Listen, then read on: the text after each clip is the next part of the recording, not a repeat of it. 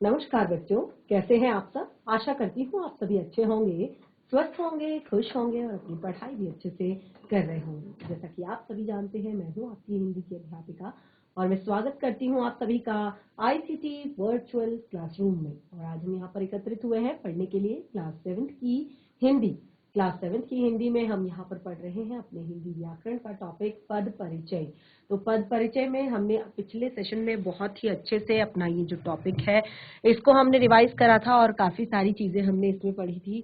जैसे आप देख सकते हैं, हमने यहाँ पर पद परिचय में को एक बार रिवाइज करके इसमें से जितने भी जो हमने इसमें चीजें पढ़ी हैं कि जो पद परिचय है वो किन किन चीजों का दिया जाता है, जो हमारे हिंदी में जितने भी शब्द है यानी कि जिनका व्याकरणिक विवेचन के आधार पर हमने हिंदी के शब्दों को 8 भागों में बांटा है।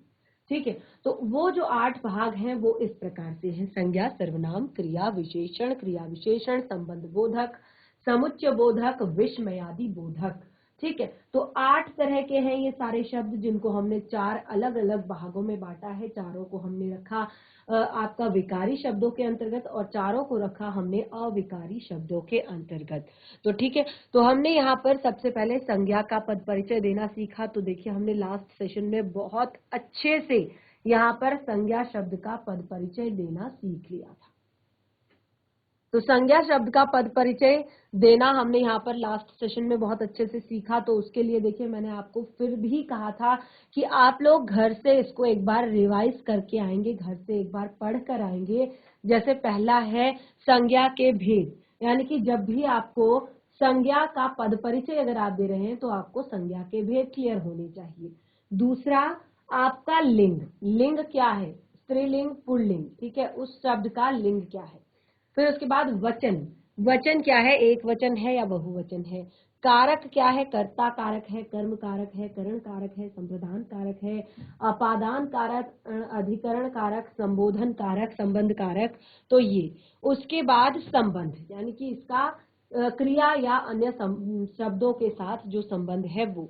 तो इस तरह से यहाँ पर काफी सारे एग्जाम्पल हमने यहाँ पर दिए थे और मैंने खुद भी आपको यहाँ पर कुछ एग्जाम्पल लिखवाए थे जो कि आपके संज्ञा शब्द का पद परिचय यहाँ पर दे रहे हैं। तो यहाँ पर देखिए, बहुत ही सरल शब्द, परमेश्वर ने चित्र बना लिया। तो परमेश्वर शब्द का हमने पद परिचय दिया। तो मैंने आप लोगों को कहा था कि जो संज्ञा है उसके मुख्यतः 3 भेद होते हैं: व्यक्तिवाचक, जातिवाचक, भाववाचक। तो व्यक्तिवाचक के अंतर्गत जब आप किसी का नाम लेकर बात करते हैं तो वो आपका व्यक्तिवाचक होता है। जैसे यहाँ पर बिल्कुल क्लियर नाम लिखा है, परमेश्वर ने चित्र बना लिया। तो परमेश्वर आपने एक नाम लिखा है, इसीलिए आपने इसको व्यक्तिवाचक संज्ञा कहा। ठीक है, इसी तरह से आपने यहाँ पर, चूंकि परमेश्वर पुल्लिंग है यानी कि मेल है, तो इसलिए पुल्लिंग, एक वचन है, कर्ता कारक है और बना लिया इसकी क्रिया है। ठीक है, और इस क्रिया का संबंध कर्ता के साथ है। ठीक है, तो इस तरह से हमने संज्ञा पढ़ ली थी। सर्वनाम हमने यहाँ पर बहुत अच्छे से पढ़ लिया था, लेकिन सबसे जरूरी जो चीजें हैं वो है आपका भेद। अगर भेद क्लियर नहीं तो आपको कुछ भी क्लियर नहीं। भेद अगर क्लियर नहीं तो कुछ भी आपको क्लियर नहीं। तो भेद देखिए, यहाँ पर पुरुषवाचक सर्वनाम, निश्चयवाचक सर्वनाम, अनिश्चयवाचक सर्वनाम, संबंधवाचक सर्वनाम, प्रश्नवाचक सर्वनाम। ठीक है, तो ये सब क्या है? आपके सर्वनाम के भेद हैं। और बिल्कुल उसके बाद आपने यहाँ पर केवल यही चीज लिखनी है, लिंग, वचन, कारक और जो संबंध है। ठीक है, फिर उसके बाद पुरुष लिखना है और ये पुरुष केवल सर्वनाम में ही आता है। पुरुष केवल सर्वनाम में ही आता है। क्या आता है? प्रथम पुरुष यानी कि उत्तम पुरुष, पुरुष कह सकते हैं, मध्यम पुरुष और अन्य पुरुष। ठीक है, तो इस तरह से हमने यहाँ पर सर्वनाम का पद परिचय भी जान लिया था। उसके बाद हमने यहाँ पर विशेषण का पद परिचय जाना। विशेषण जो सर्वनाम के पद परिचय के बाद विशेषण का पद परिचय जाना। तो विशेषण के पद परिचय में भी सबसे मेन पॉइंट अगर कुछ है तो वो है विशेषण के भेद। तो आपके 4 प्रकार के होते हैं विशेषण। गुणवाचक, गुण में जहां पर किसी भी व्यक्ति वस्तु स्थान, व्यक्ति वस्तु के गुण, रंग, आकार, का बोध कराया जाता है जहां पर, ठीक है, तो वो होता है गुणवाचक। संख्यावाचक, संख्यात्मक एक तरह से जब विशेषता बताई जाती है तो संख्यावाचक। परिमाणवाचक यानी कि मात्रा संबंधित जो कोई विशेषता बताई जाती है तो उसे परिमाणवाचक। सर्वनामिक विशेषण यानी कि कोई सर्वनाम शब्द जब संज्ञा से पहले लगकर किसी शब्द की का एक तरह से शब्द की विशेषता बताता है तो उसे सर्वनामिक विशेषण कहते हैं। उसके बाद हमने इसके एग्जाम्पल पढ़े थे और उसके बाद हमने क्रिया का पद परिचय यहाँ पर जाना था कि क्रिया का पद परिचय क्या होता है। तो क्रिया के पद परिचय के लिए देखिए आपने क्रिया के भेद पढ़े होंगे। क्रिया के आपके जो भेद हैं वो हमने यहाँ पर बताए, सकर्मक क्रिया, अकर्मक क्रिया, संयुक्त क्रिया, प्रेरणार्थक क्रिया, पूर्वकालिक क्रिया। सकर्मक क्रिया, अकर्मक क्रिया और आपका प्रेरणार्थक क्रिया, पूर्वकालिक क्रिया, नाम धातु क्रिया, ठीक है। और इसके बाद देखिए क्रिया में जो सबसे मेन चीज होती है वो होता है वाच्य। वाच्य क्यों होता है क्रिया का मेन पार्ट? क्योंकि क्रिया किसके आधार पर की गई है, यानी कि वाच्य में क्रिया जो है किसके आधार पर की गई है। तो जैसे आप देख सकते हैं वाच्य, कृत वाच्य मैंने यहाँ पर कहा, तो आप सभी ने वाच्य पढ़े हैं। इससे पहले मैंने आपको टॉपिक वाच्य ही पढ़ाया था। जीआईसी भिरोली खाल, जीआईसी भिरोली खाल, क्या बच्चे आप सुन पा रहे हैं? जीआईसी भिरोली खाल हैंड रेस करेंगे यदि आप सुन पा रहे हैं। जीआईसी भिरोली खाल, चलिए। तो इससे पहले हमने यहाँ पर आपका वाच्य ही टॉपिक पढ़ा था और वाच्य में मैंने आप लोग को बताया था कि ये वाच्य क्या होता है, क्रिया में वाच्य का क्या महत्व होता है, यानी कि जहां पर क्रिया कर्ता के आधार पर होती है, कर्ता के आधार पर लिखी होती है, यानी कि क्रिया का सीधा संबंध कर्ता से होता है, क्रिया के लिंग, वचन, पुरुष और सब कर्ता के आधार पर होते हैं, तो वो कृतवाच्य है, ठीक है। जहां पर क्रिया का सीधा संबंध कर्म से होता है, क्रिया के लिंग, पुरुष, वचन सब कर्म के अनुसार होते हैं, तो वो कर्मवाच्य है। जहां पर आपका क्रिया का संबंध ना तो कर्ता के साथ होता है ना कर्म के साथ होता है, वो आपका भाववाच्य है, ठीक है। तो इस तरह से वाच्य हमने पढ़े थे। तो जब भी आप क्रिया का पद परिचय दें तो आप उस वाक्य को जरूर पढ़ लें कि वो आपका कृतवाच्य है या कर्मवाच्य है या भाववाच्य है। क्लियर हुआ? उसके बाद लिंग आप सभी को पता है, आप देखेंगे स्त्रीलिंग है या पुल्लिंग है। वचन आप सभी को पता है, एक वचन है या बहुवचन है, ठीक है। तो इस तरह से आपका यहाँ पर क्रिया का पद परिचय भी क्लियर हो चुका था और इस तरह से हमने एग्जाम्पल यहाँ पर दिए थे। तो एग्जाम्पल में हमने यहाँ पर कहा पिताजी सो रहे हैं, तो क्रिया क्या है? सो रहे हैं। देखिए इसके लिए क्रिया की परिभाषा भी पता होनी चाहिए, यानी कि क्रिया शब्द अगर आपने जानना है कि क्रिया शब्द कौन सा है, ठीक है, तो आपको क्रिया की परिभाषा भी पता होनी चाहिए। तो यहाँ पर सो रहे हैं, खा रहे हैं, गा रहे हैं, जा रहे हैं, आ रहे हैं, ठीक है, तो ये सब क्या है? क्रिया है। तो सो रहे हैं शब्द का पद परिचय देना है, क्रिया है और संयुक्त क्रिया है, कृतवाच्य है, कर्म वर्तमान काल है। क्रिया में काल भी आपको बताना होता है कि किस समय के काम की बात की जा रही है, ठीक है। तो वर्तमान काल है, पुल्लिंग है, एक वचन है। और दूसरा एग्जाम्पल दिया था उदाहरण के लिए, मैंने सोचा था कि मैं उसके लिए कुछ कमाऊं।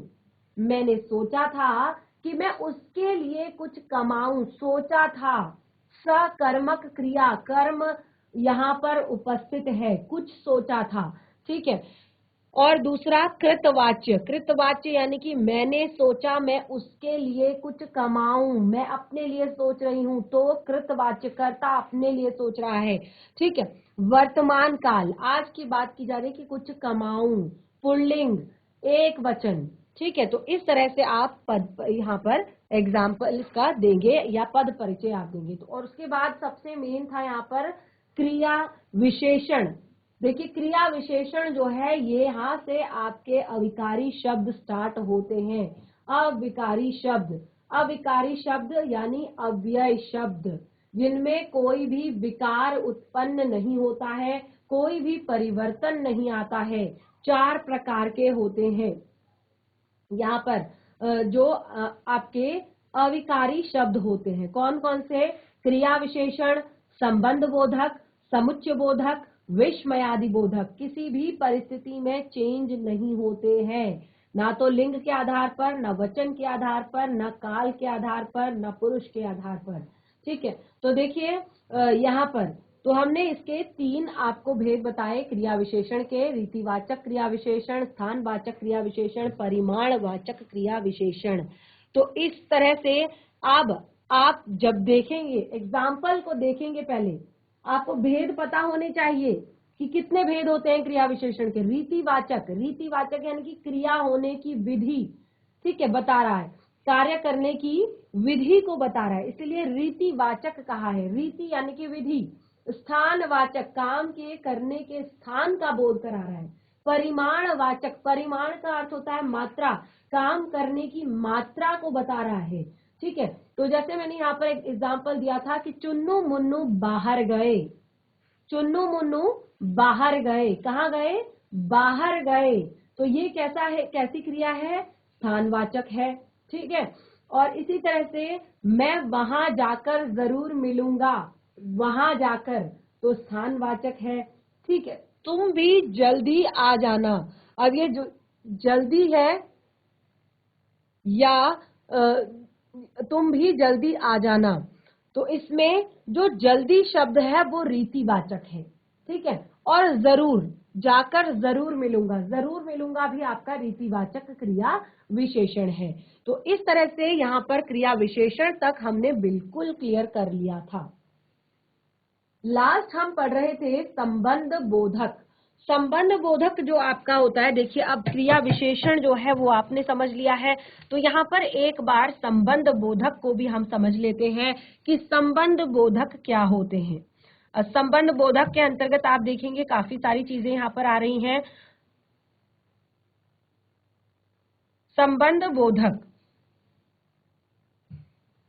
इसमें आपका कालवाचक भी आएगा, स्थानवाचक भी आएगा, दिशावाचक भी आएगा, करणवाचक भी आएगा, आपका तुलनावाचक भी आएगा, साधनवाचक भी आएगा, उद्देश्यवाचक भी आएगा, समानतावाचक भी आएगा। देखिए आप ये देख सकते हैं, इतने सारे अलग अलग आपने यहाँ पर चीजें पढ़नी है, इतनी सारी अलग अलग चीजें आपने यहाँ पर पढ़नी है, यानी कि एग्जाम्पल, आपने उस एग्जाम्पल को ध्यान से समझना है।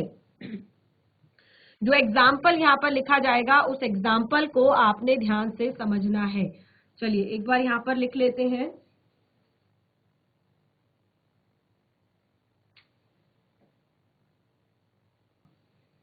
जो आपका संबंध बोधक है उसमें आपका संबंध बताने का काम कर रहा है। तो चोर से पहले पुलिस वहां पहुंच गई, चोर से पहले पुलिस वहां पहुंच गई, और छत के ऊपर, ये सारी चीजें क्या बता रही हैं, संबंध बता रही हैं ये सारी चीजें। ठीक है, छत के ऊपर, चोर से पहले। ठीक है, तो ये आपका अभिकारी शब्द है, और संबंध बोधक में आपका जैसे मैंने कहा कालवाचक, तो काल यानी कि समय बता रहा है, काल वाचक। कालवाचक क्या बता रहा है, काल का अर्थ मैंने आपको क्या बताया था, समय बताया था, काल का अर्थ मैंने आपको समय बताया था।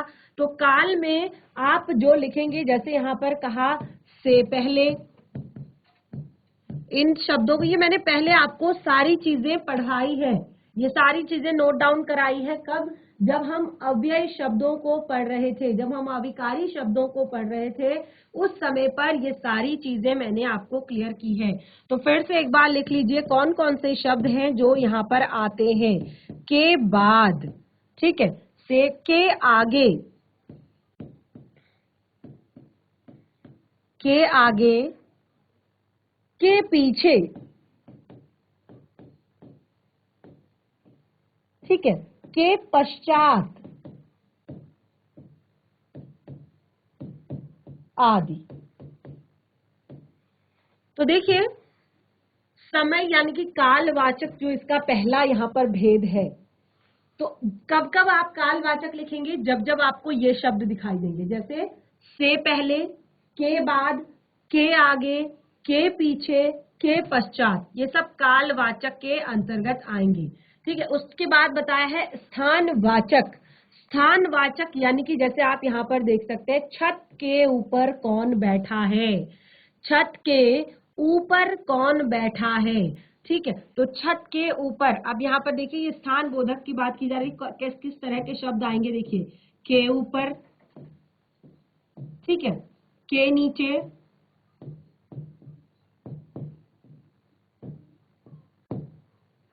के बाहर,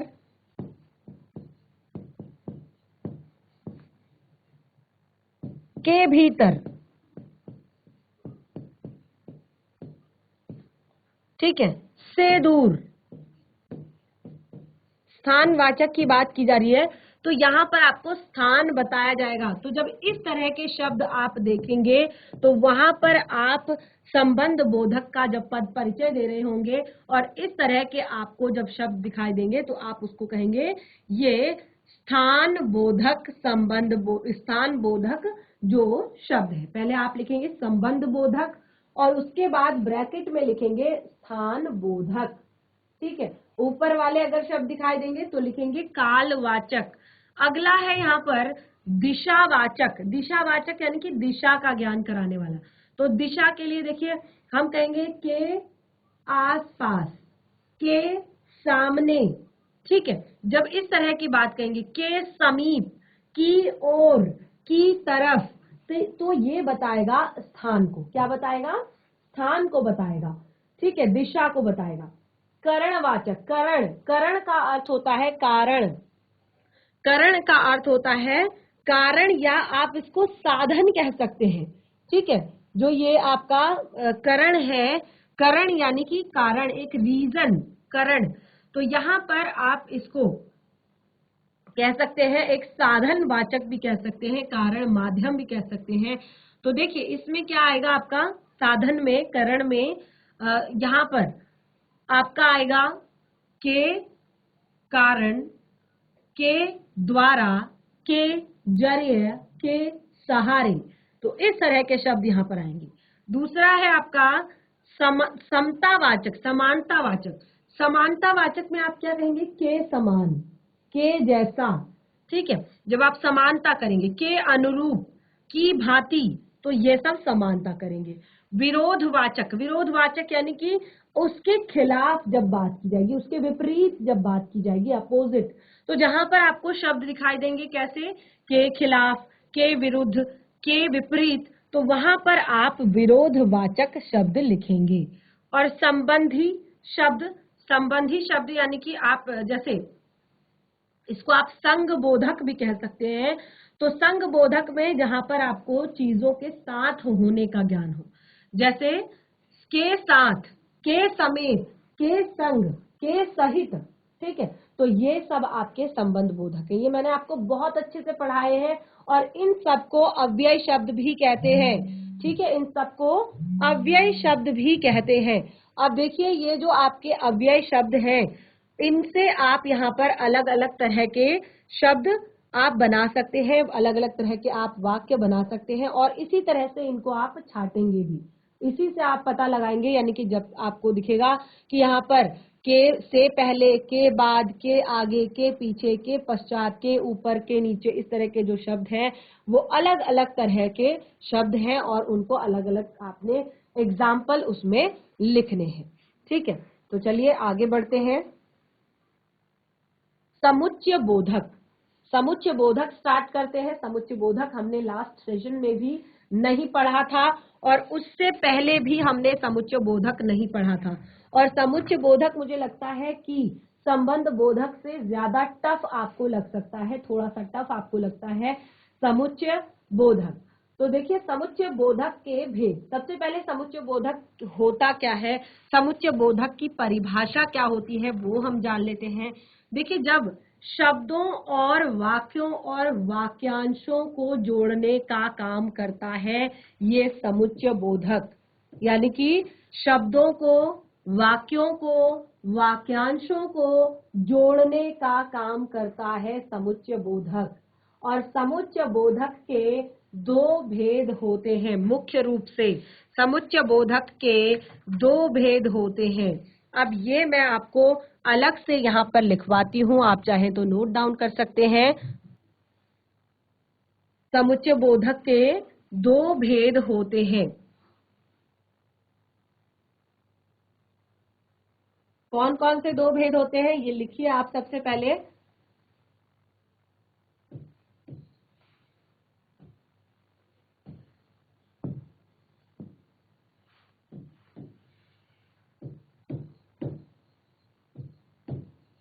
समुच्चय बोधक के भेद, क्योंकि समुच्चय बोधक के भेद अक्सर बच्चे भूल जाते हैं और यही सबसे ज्यादा महत्वपूर्ण है। ठीक है, समुच्चय बोधक जो है बहुत ज्यादा महत्वपूर्ण है अगर आपके समझने के लिए। समुच्चय बोधक के मुख्य रूप से दो भेद, ये सबसे पहले समानाधिकरण। समानाधिकरण समानाधिकरण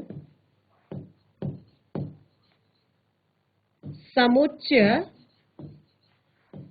बोधक, और दूसरा है आपका व्याधिकरण। व्याधिकरण व्याधिकरण समुच्चय बोधक। समानाधिकरण समुच्चय बोधक और दूसरा है आपका व्याधिकरण समुच्चय बोधक। देखिए नाम से ही थोड़ा थोड़ा पता चल रहा है। जो पहला भेद है समानाधिकरण, मैंने अभी आपको बताया कि जो आपके समुच्चय बोधक शब्द होते हैं ये शब्दों, वाक्यों, वाक्यांशों को जोड़ने का काम करते हैं। तो जो पहला है आपका समुच्चय बोधक का पहला भेद, ये क्या कह रहा है? ये कह रहा है समानाधिकरण समुच्चय बोधक। देखिए आप पढ़ रहे हैं पद परिचय और इसमें पद परिचय में आप ये समुच्चय बोधक क्यों पढ़ रहे हैं? क्योंकि जब आप समुच्चय बोधक का पद परिचय देंगे तो उसको समुच्चय बोधक शब्द का जब आप पद परिचय देंगे तो प्रॉपर तरीके से आपको पता होना चाहिए इसमें समुच्चय बोधक शब्द है क्या, और उसके बाद आपको पता होना चाहिए कि ये कौन सा समुच्चय बोधक है, भेद भी क्लियर होना चाहिए।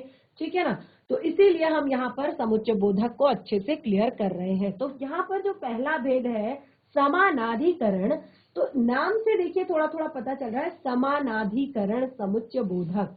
ठीक है, समानाधिकरण यानी कि जो समान स्तर के लिख लीजिए, अगर आप चाहें तो यहाँ पर लिख सकते हैं पहले वाले को, किसको? समानाधिकरण समुच्चय बोधक को आप लिखेंगे कि ये क्या होता है। ठीक है, तो आप लिखेंगे जो समुच्चय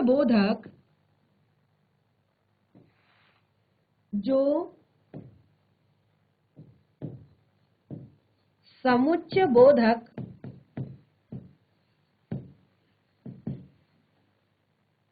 समान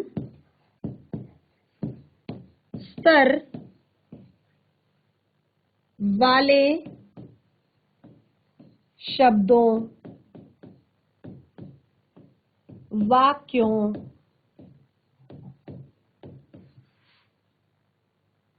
तथा वाक्यांशों, समान स्तर वाले शब्दों, वाक्यों और वाक्यांशों को जोड़ते हैं, वे समानाधिकरण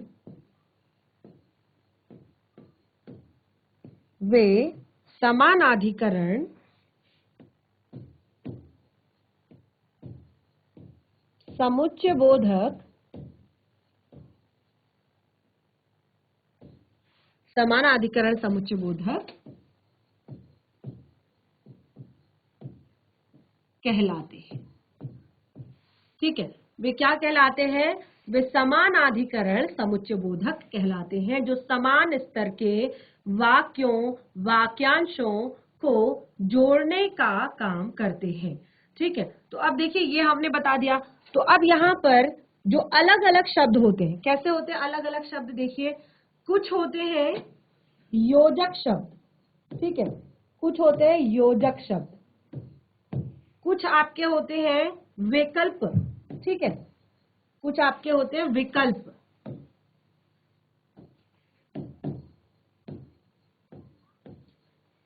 ठीक है, और कुछ आपके होते हैं विरोधवाचक,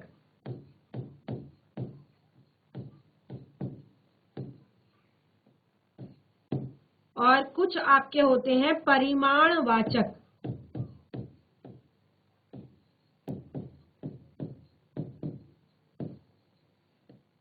ये अभी हम केवल समानाधिकरण समुच्चय बोधक की बात कर रहे हैं, तो इसमें हमने कहा पहला होता है योजक, या इसको संयोजक भी कहते हैं, ठीक है, योजक या संयोजक जो आपस में जोड़ने का काम करते हैं। तो कौन कौन से होते हैं हमारे योजक शब्द? योजक शब्द कौन कौन से होते हैं?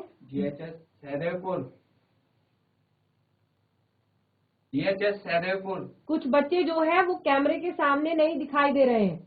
जो आपकी लास्ट रो है आपके लेफ्ट साइड में, वो रो आपकी खाली है, और जबकि बच्चे इस साइड बैठे हुए हैं जो कैमरे के सामने नहीं दिखाई दे रही है। तो जो गर्ल्स हैं वो इस साइड बैठ सकती हैं कैमरे के सामने। इस तरफ जो गर्ल्स बैठी हुई हैं वो आपके अपने लेफ्ट साइड बैठ सकती हैं।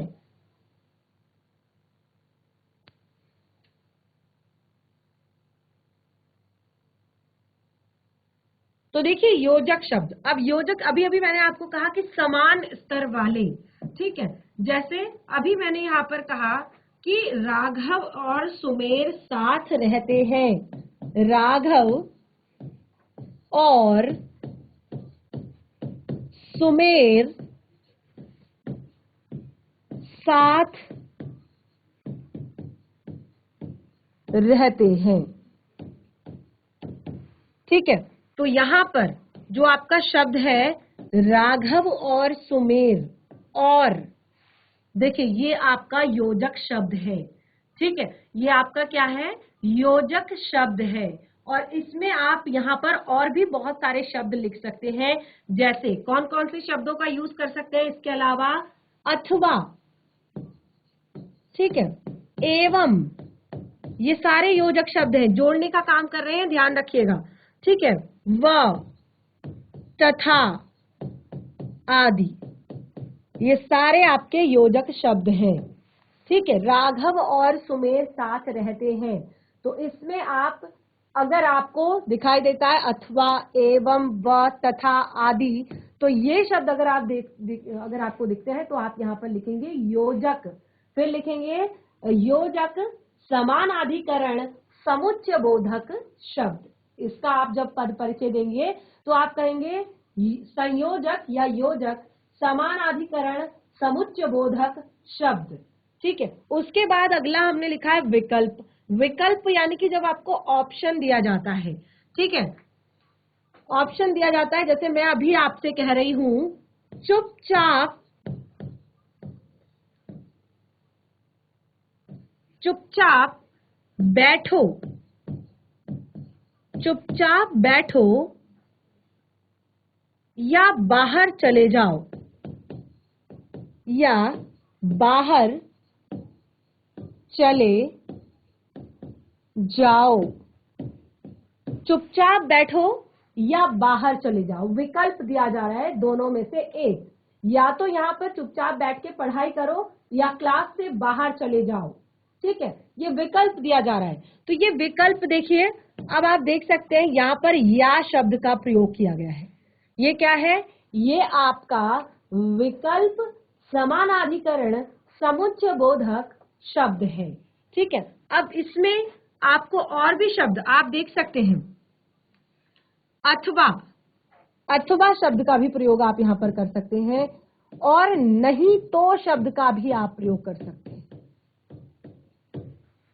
चुपचाप बैठो, नहीं तो बाहर चले जाओ, ठीक है। अगर आपको पढ़ना नहीं है तो आप बाहर चले जाओ। चुपचाप बैठो, नहीं तो बाहर चले जाओ। चुपचाप बैठो अथवा बाहर चले जाओ, अथवा भी आपका यहाँ पर ऑप्शनल है, वैकल्पिक शब्द है, ठीक है।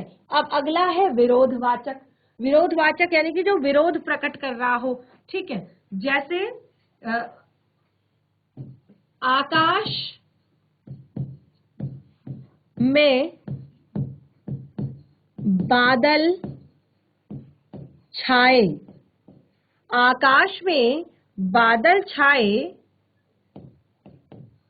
हैं, आकाश में बादल छाए हैं, लेकिन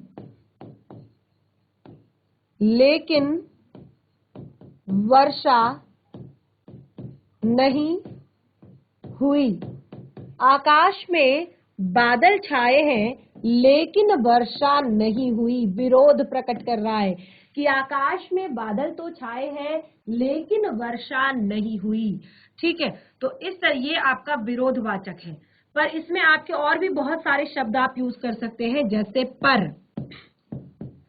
परंतु, ठीक है, पर, परंतु, मगर, बल्कि, ठीक है। तो इस तरह से यहाँ पर, परंतु, मगर, बल्कि, ये सारे क्या है, विरोधवाचक हैं। जैसे हमने कहा आकाश में बादल छाए हैं लेकिन वर्षा नहीं हुई, तो ये विरोध प्रकट कर रहा है कि आकाश में बादल तो छाए हैं लेकिन वर्षा नहीं हुई। तो यहाँ पर आप और भी दूसरे शब्द, जैसे आकाश में बादल छाए हैं पर वर्षा नहीं हुई, आकाश में बादल छाए हैं परंतु वर्षा नहीं हुई, आकाश में बादल छाए हैं मगर वर्षा नहीं हुई। ठीक है, तो इसी तरह से ये हमने 4 यहाँ पर पढ़ लिए। अगला है परिमाणवाचक। परिमाणवाचक क्या होता है?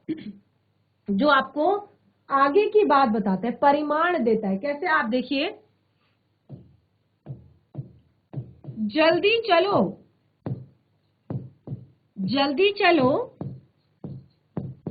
नहीं तो, जल्दी चलो नहीं तो देर हो जाएगी, जल्दी चलो नहीं तो देर हो जाएगी। ठीक है, तो अब आप यहाँ पर देख रहे हैं, हमने कहा जल्दी चलो नहीं तो देर हो जाएगी। ये परिमाण दे रहा है, एक तरह से परिणाम।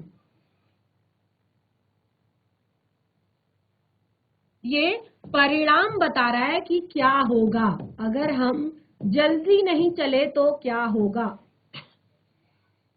जल्दी चलो नहीं तो देर हो जाएगा, ये परिणाम बता रहा है। देखिए, जल्दी चलो, अगर हम जल्दी नहीं गए तो क्या हो जाएगी? देर हो जाएगी। ठीक है, जल्दी चलो नहीं तो देर हो जाएगी। इसी तरह से अगर आप इसको लिख सकते, जल्दी चलो अन्यथा देर हो जाएगी। ठीक है, जल्दी चलो ताकि देर ना हो। ठीक है, तो ये है आपका समुच्चय बोधक शब्द। तो ये समुच्चय बोधक का एक भेद है, यानी कि समुच्चय बोधक का समानाधिकरण है। और इसी तरह से समुच्चय बोधक का जो व्याधिकरण है उसमें भी बहुत सारे भेद उसके भी यहाँ पर बताए गए हैं, जिसमें क्योंकि है यानी कि करणवाचक है, और आपका संकेतवाचक है, स्वरूपवाचक है। ठीक है, तो अब इसको एक बार हम इस तरह से देख लेते हैं।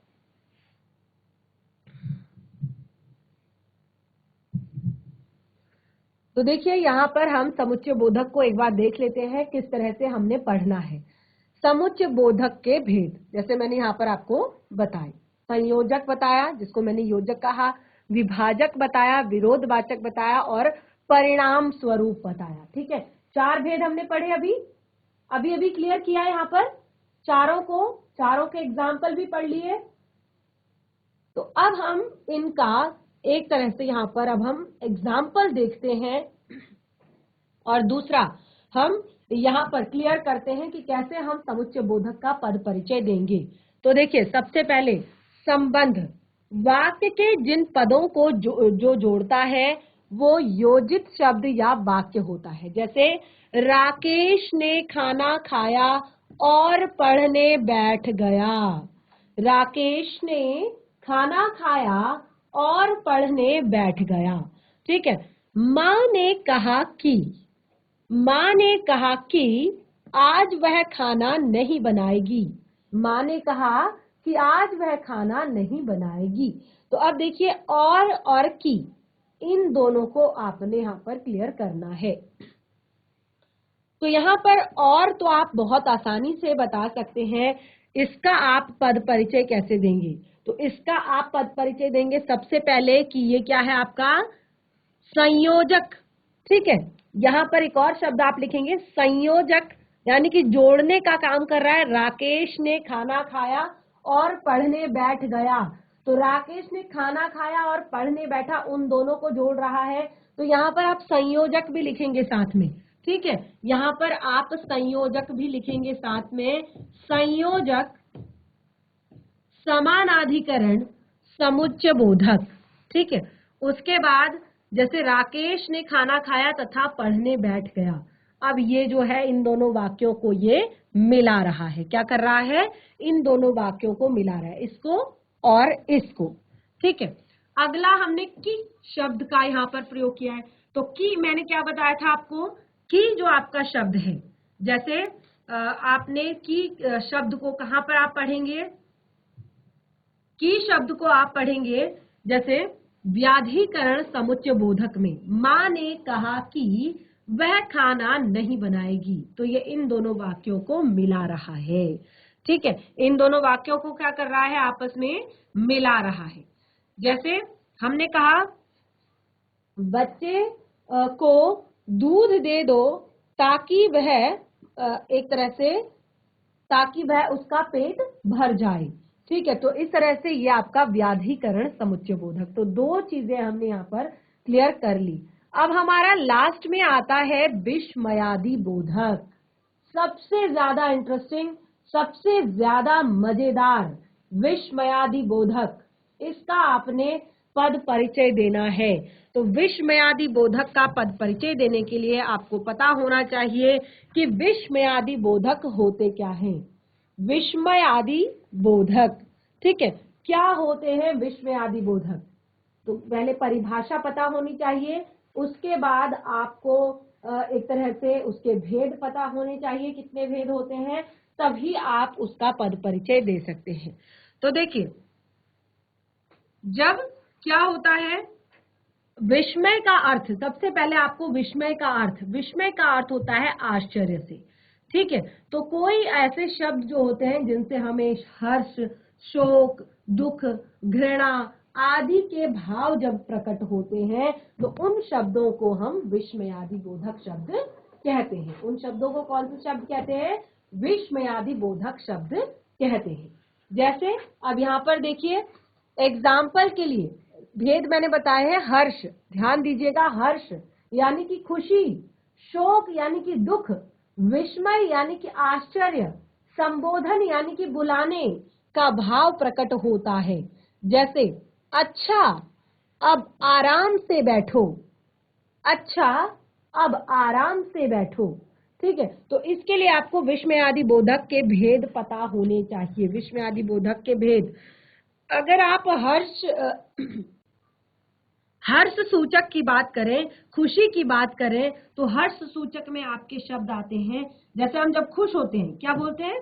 आहा, या बोलते हैं वाह,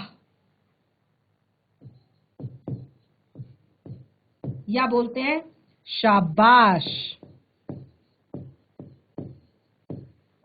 ठीक है, या बोलते हैं खूब। तो ये सब क्या है? हर्ष सूचक शब्द हैं, जब हमारी खुशी को दिखाते हैं, हमारे हर्ष को दिखाते हैं। ठीक है, जैसे यहां पर मैंने आपको कहा अच्छा अब आराम से बैठो, तो ये देखिए विस्मयादि बोधक शब्द है और स्वीकृति सूचक है, स्वीकृति के भाव को दर्शाने वाला है। एग्जाम्पल देखिए, टू, ओह तुमने तो सारा खाना समाप्त कर दिया। जब हम छोटे बच्चों को देखते हैं ना, छोटे बच्चों की प्लेट, अक्सर क्या होता है, छोटे बच्चे अपनी प्लेट में खाना छोड़ देते हैं। ठीक है, मम्मी पापा उन्हें बहुत ही ज्यादा एक तरह से फोर्स करते हैं कि खाना फिनिश करो, खाना फिनिश करो, खाना फिनिश करो, लेकिन बच्चे खाना फिनिश नहीं करते। लेकिन कभी वो अगर खाना फिनिश कर देते हैं तो क्या होता है कि मम्मी पापा बहुत खुश हो जाते हैं, कहते ओह तुमने तो सारा खाना समाप्त कर दिया, यानी कि अपनी प्लेट जो है फिनिश कर दी, अपना सारा खाना खा लिया। ठीक है, तो ये खुश होते हैं। तो ओह शब्द जो है वो विस्मयादि बोधक शब्द है, यानी कि ये आश्चर्य को प्रकट करता है और कई बार ये खेद को भी प्रकट करता है, यानी कि जहां पर ओह अच्छा ऐसा हो गया, ठीक है, तो ये खेद को भी प्रकट करता है। तो इस तरह से हमने यहाँ पर विस्मयादि बोधक के 2 एग्जाम्पल पढ़ लिए। अब देखिए कुछ पुनरावृत्ति प्रश्न हैं जो आपने नोट डाउन करने हैं। जैसे बहुत सारे शब्द, अरे आप गांव से शहर में आ गए, पप्पू ने मेहनत की और वह 10वीं कक्षा में पास हो गया, मैं अगले माह तुम्हें जयपुर में मिलूंगा, क्या उसने परीक्षा नहीं दी, यह घोड़ा मेरे भाई का है इसीलिए मैं तुम्हें नहीं दे सकता, श्री रामचंद्र 14 वर्ष के लिए वनवास गए। तो इस तरह के बहुत सारे शब्द हैं जिनको आप पुनरावृत्ति में कर सकते हैं। अब देखिए कुछ यहाँ पर प्रश्न है, बहुत ही सरल, बहुत ही आसान। रेखांकित पदों में सही परिचय पर निशान लगाइए। राम मोहन का अच्छा दोस्त है, राम मोहन का अच्छा दोस्त है, तो अच्छा शब्द क्या है? अच्छा शब्द है विशेषण। और विशेषण मैंने क्या कहा था, किसी के गुण, किसी का आकार, किसी का रंग रूप, ये सब किसके अंदर आता है? गुणवाचक विशेषण। तो क्लियर दिखाई दे रहा है, ख जो है इसका सही उत्तर है गुणवाचक विशेषण। एक वचन के लिए है क्योंकि एक ही दोस्त के बारे में बात की जा रही है। पुल्लिंग है क्योंकि राम और मोहन दोनों ही पुल्लिंग है। और दोस्त इसका विशेष्य है। दोस्त शब्द की विशेषता बताई जा रही है कि अच्छा दोस्त है। ठीक है, तो बहुत ही सरल आसान सा प्रश्न। बिल्कुल इसी तरह से सोहन 8वीं कक्षा का छात्र है, इसे फटाफट नोट डाउन कीजिए। सोहन 8वीं कक्षा का छात्र है और उसके बाद इसका सही सही पद परिचय लिखकर लाएंगे। तो इस तरह से आज हमारा पद परिचय टॉपिक जो है यहाँ पर पूरी तरह से कंप्लीट हो चुका है। मैं आशा करती हूँ कि आप लोगों को ये टॉपिक समझ में आया होगा, पसंद आया होगा। कोई भी डाउट अभी तक आपको इस पूरे एक तरह से पार्ट में, इस पूरे एक तरह से जो हिंदी व्याकरण का हमारा ये इतना महत्वपूर्ण टॉपिक है, कोई भी डाउट अगर इसमें है तो प्लीज जरूर क्लियर करें क्योंकि बहुत ही महत्वपूर्ण आपका ये टॉपिक है। हम मिलेंगे अपने नेक्स्ट सेशन में एक नए पाठ के साथ। तब तक के लिए धन्यवाद। आपका दिन शुभ हो।